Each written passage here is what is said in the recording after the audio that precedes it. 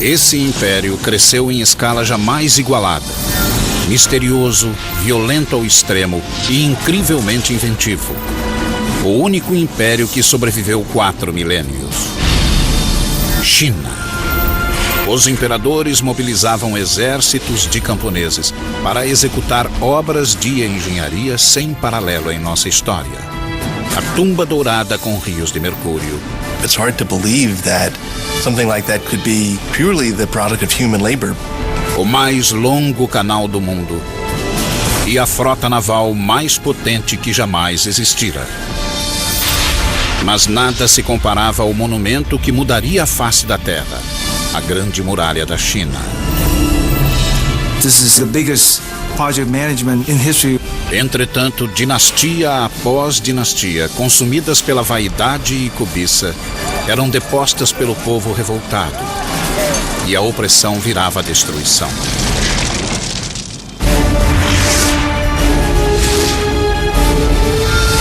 Construindo um império.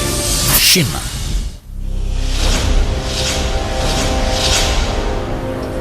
At the dawn of civilization, the Chinese were there, and they are still here. Hello, I'm Peter Weller. When the Egyptians were building their pyramids, the Chinese already had sumptuous palaces for their kings. When Rome was planning its soaring aqueduct that would bathe its citizens and quench their thirst, the Chinese were redirecting an entire river by blowing up a mountain before gunpowder and building a dam that would irrigate thousands and thousands of acres of land and launch a population explosion the world had never seen.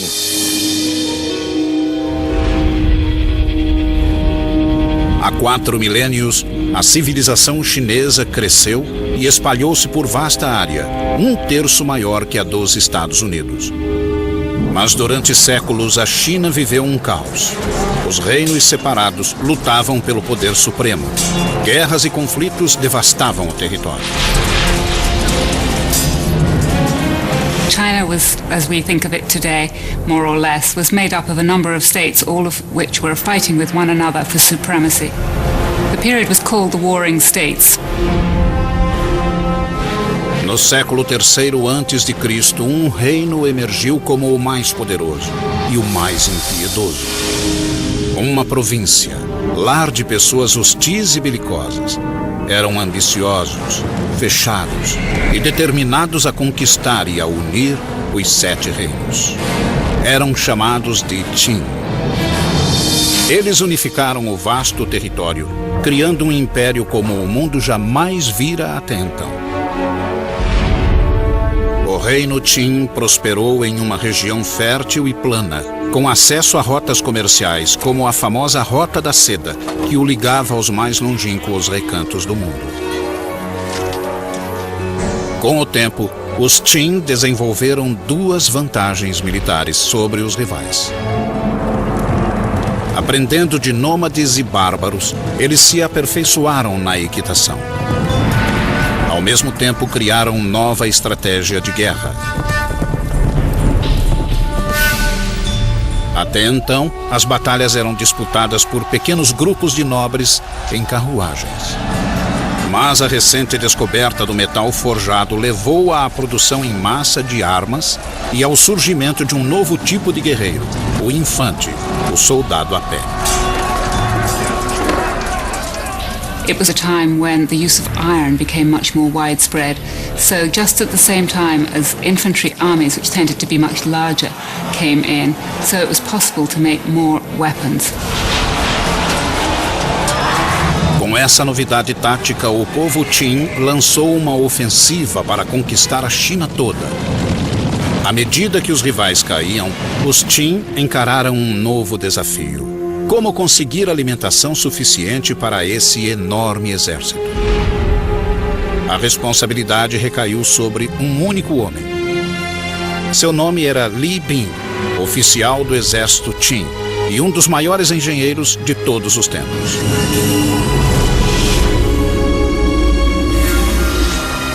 Sob suas ordens, os chineses construíram uma obra-prima da engenharia. Havia séculos que o rio Min atormentava o povo chinês, provocando secas de inverno e inundações de verão. A Agora, Li Bin estava resolvido a domar as águas revoltas. O plano era construir uma barragem que criasse um novo curso de água. Um canal que controlasse as inundações e fornecesse água suficiente para a necessária produção de alimentos. Mas havia um enorme obstáculo: o Monte Qinshen, que barrava o caminho de seu canal.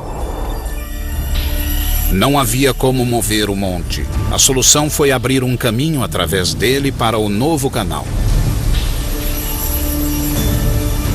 Como era muito antes da invenção da pólvora, seriam necessárias décadas para abrir caminho através da montanha, só com o auxílio de martelos e cunhas.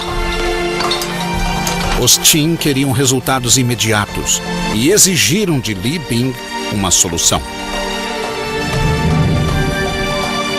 O jovem oficial utilizou-se então das forças da natureza. Primeiro, mandou esquentar a rocha com fogueiras estrategicamente dispostas e, em seguida, jogou água fria. A rocha se fragmentava, facilitando em muito o trabalho da abertura. 8 anos depois, Li Bin conseguiu abrir um caminho através da montanha. Agora, teria de construir a enorme barragem que desviaria as águas do rio Min para o canal aberto. Milhares de trabalhadores foram convocados, os quais ergueram a barragem apenas com pás e muito músculo. O engenhoso Li Bin projetou uma barragem que podia regular a força das águas de acordo com a estação. No verão, mais água seria desviada para o canal para prevenir inundações nas margens. No inverno, maior quantidade de água ficaria no rio, a fim de evitar a seca. Com a irrigação de vasta faixa de terra do território Qin, a região atraiu uma multidão de agricultores. Os militares tinham uma nova base para lançar ataques ao território inimigo. O Estado Qin começava a galgar os degraus do poder. And he used the wealth created by agriculture and the power created by the military to unite all of China. Em 247 a.C., essa tarefa ficou com o novo imperador Qin, um menino de 13 anos chamado Yingzheng. Ele assumira o trono tendo a mãe como regente viúva. Mas o menino vivia em um palácio fervilhante de inimigos que já conspiravam para destroná-lo e preparavam suas espadas. No alto da lista daqueles que queriam matá-lo, achava-se a própria mãe. A viúva agora tinha um amante e 2 filhos que ela queria ver no trono. Aos 22 anos, Yingzheng descobriu a trama e se enfureceu. Exilou a mãe e mandou matar os meio-irmãos, bem como o amante da viúva. Seu poder agora era absoluto. Com o trono assegurado, Yingzheng ordenou ao exército que terminasse a unificação da China. Mas havia um inimigo que ainda resistia. Era o reino de Chu. Em 238 a.C., os Qin lançaram-se em uma guerra épica e sangrenta com os Chu. Essa luta prosseguiu encarniçada por 15 anos.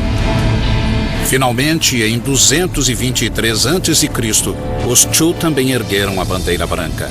O último grande obstáculo à supremacia Qin fora esmagado. The Qin supremacy over the Chu is they were able to organize their armies in a much more efficient way than had been done before. O sonho do Império Único fora realizado. A China estava unificada e em paz. O legítimo imperador agora precisava de um nome real. E tornou-se conhecido em toda a China e no mundo inteiro simplesmente como Shi Huangdi, o primeiro imperador. Shi Huangdi declarou que sua dinastia duraria 10.000 gerações. Foi em seu reinado que a China executou o talvez mais espetacular projeto de construção de todos os tempos, uma muralha que maravilharia o mundo até hoje. Mas os Qin pagariam caro pela grande ambição do imperador, suportando a ira de chefes cruéis e derramando o sangue do próprio povo. 220 a.C. O primeiro imperador da China, o guerreiro Shi Huangdi, foi inspecionar o novo império. Pela primeira vez, a China encontrava-se unificada e pacificada, e ele tencionava mantê-la assim, com o mais ambicioso projeto de engenharia jamais concebido, a Grande Muralha da China. Well, the Great Wall was a linking up of walls that had existed previously. A number of states in the north of China had built walls partly to defend against one another, but more importantly to defend their northern frontier. Até hoje ela permanece insuperável, mesmo pela moderna engenharia. Uma barreira inconquistável que isolava o Império Chinês do resto do mundo. Ao longo da fronteira, a muralha se estenderia por milhares de quilômetros. This is Chongcheng. In Mandarin, it means long wall. And believe me, covering more turf than the continental United States is wide, and including all of its spurs that go off into no place, it's 6,000 miles. And man, that's long. Shi Huangdi, China's first emperor, started building it 2,000 years ago. It was worked on right up until the 17th century. But the original wall didn't look like this. It was kind of a mud brick affair, but it presented an interesting engineering challenge nonetheless, because it had to go all the way from the sea in the east to the Gobi Desert in the west, just to keep the northern nomads like the Mongols out and the Chinese people in. If it took the audacity of emperors to dream great, it took the relentless drive of the Chinese labor force to build great, but not without a price. Their capacity to endure hardship was unimaginable. Men, women, and children worked with their hands on this wall, and if you complained or tried to run away, you were killed. Disease was constant, injury was commonplace. Dressed only in rags, these people suffered bitter cold, bitter hunger, bitter exhaustion. Records say that at the height of production on this wall, close to 1/5 of China's entire labor force, 1 million people were working here, and 1/4 of those people died. And if you died here, usually you were buried here, in the wall, giving rise to its other nickname among some, the Long Graveyard. Milhões de pessoas quebraram o braço, a perna ou a espinha nessa obra. There is very moving poetry, mostly written by wives and mothers, about young boys going off and working on the Great Wall Project, not having food, dying in the cold winters, and never returning home. Mas a força braçal não era suficiente. Diferentes regiões tinham solos diferentes e materiais variados de construção. Onde fosse possível, os muros existentes eram reaproveitados, mas a maior parte foi erguida do zero. Os construtores inventaram um sistema que utilizava o único material que jamais faltava. The tamped earth method is what in Chinese is called a hangtu. What this means is that you build a wooden frame to enclose the wall, and you start low with, say, 2 boards parallel, and then you pour some gravel and some sticks and some clay, and then you use the end of a log to beat it and pound it until it's very, very compact. And then you put another layer in, and you keep doing that, and then you put other boards on the outside to hold it in place, and you keep going up until you reach the height that you want. Depois de seco, a estrutura era removida, deixando uma verdadeira laje de terra socada, reforçada por bambus, tal como o ferro reforça o moderno concreto. O lado sul, dando para a China, era defendido por um simples parapeito, enquanto a face norte, que dava para fora, era denteado. Havia uma guarita a cada 700, no máximo 1.000 metros. Um caminho calçado corria no alto da muralha para soldados e carroças. Era uma rota eficiente de comunicação para os vigias das guaritas. Mas, como obra de estratégia militar, a muralha funcionava apenas parcialmente.